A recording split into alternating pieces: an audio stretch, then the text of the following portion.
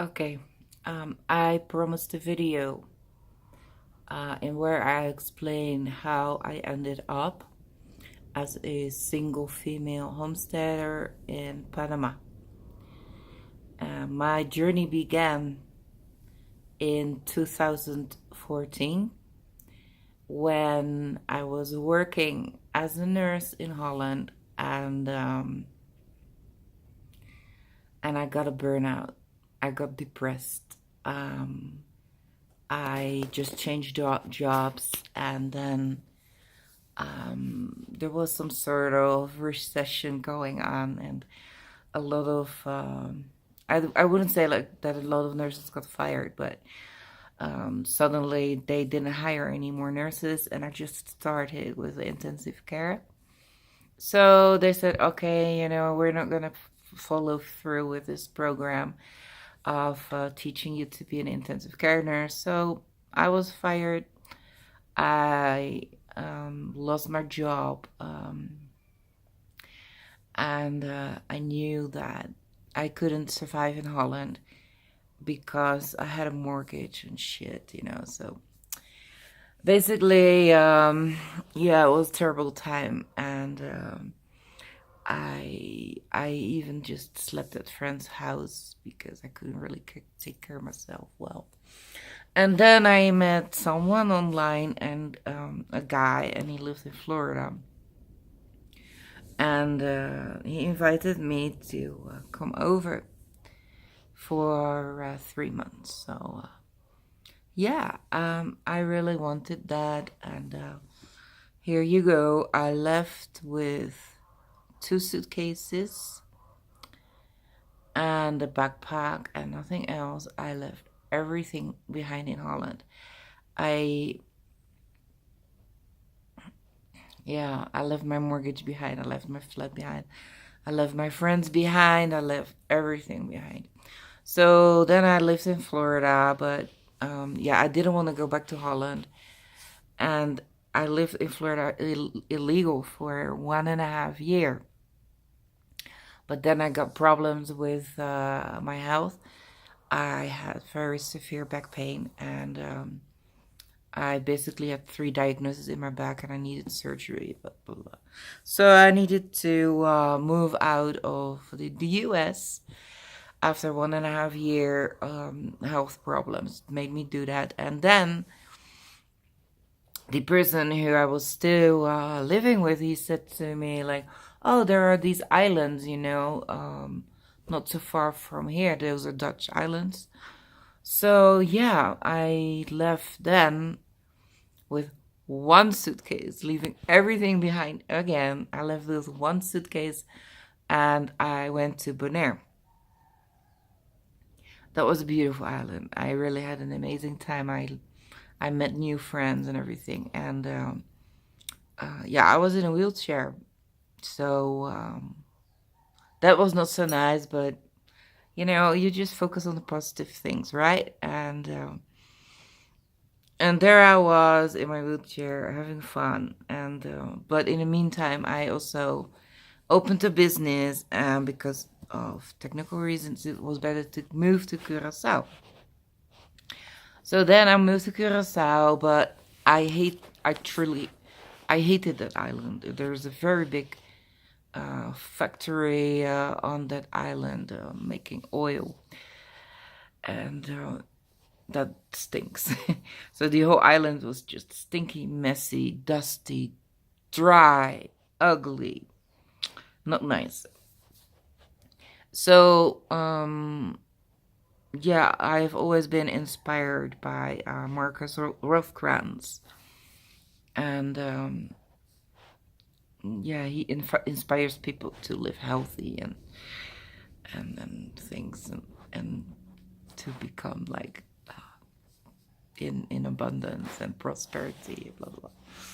So yeah, because of what he said in the books that he read, then my business was doing very well. I made a lot of money. Thank you, Marcus. And then I was also listening to Bashar, and um, within 2 weeks, I was out of my wheelchair. even though I had like 3 diagnoses in my back. I'm not going back to the hospital to have another MRI because then I'll just focus on that back problem again, and I'm not gonna do that.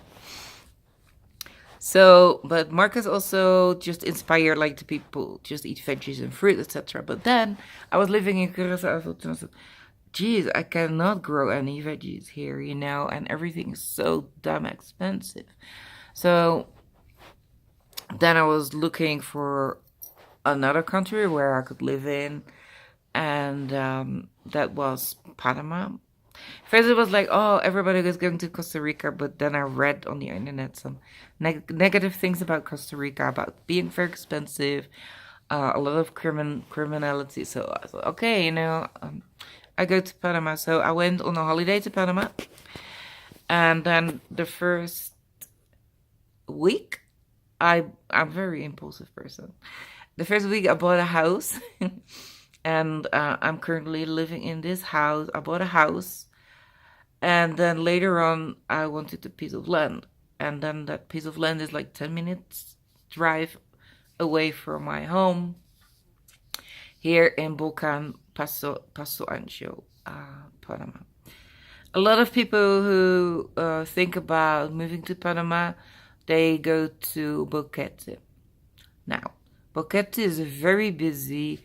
There are a lot of Americans living on a very small piece of land, and the town is so freaking busy, and everything is very expensive.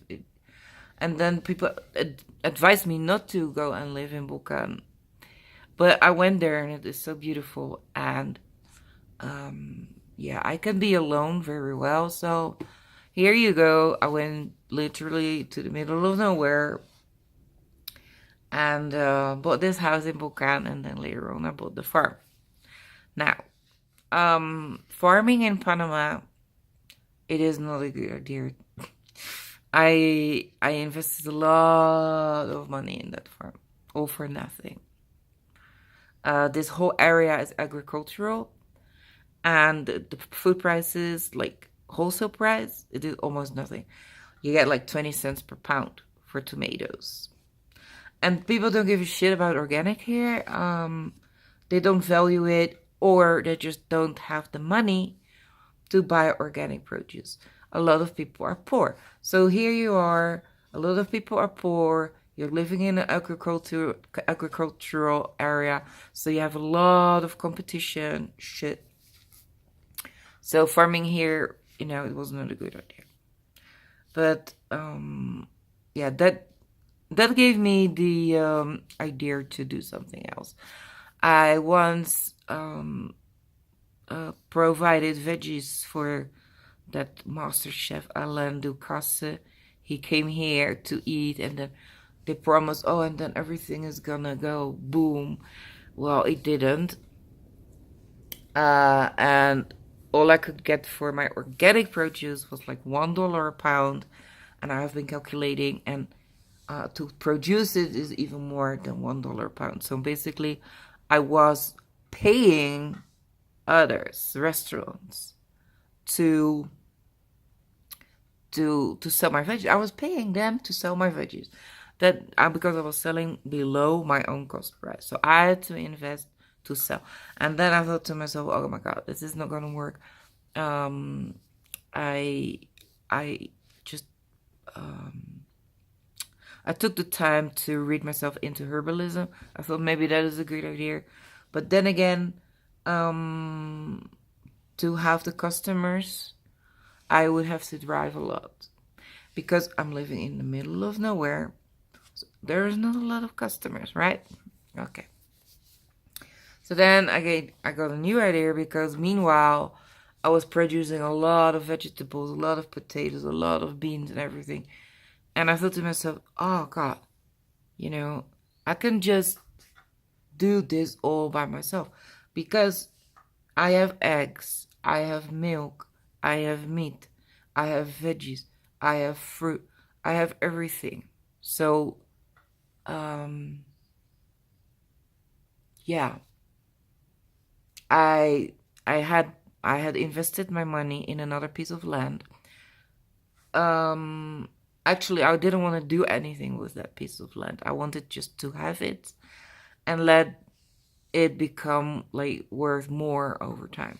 But it is 4 hectare, 10 acres. I said 11 in another video, but it is actually 10 acres. It's a little bit more than 4 hectare. Anyway, I thought if I just do everything there and just build my farm there, put my animals there, have everything there that I want,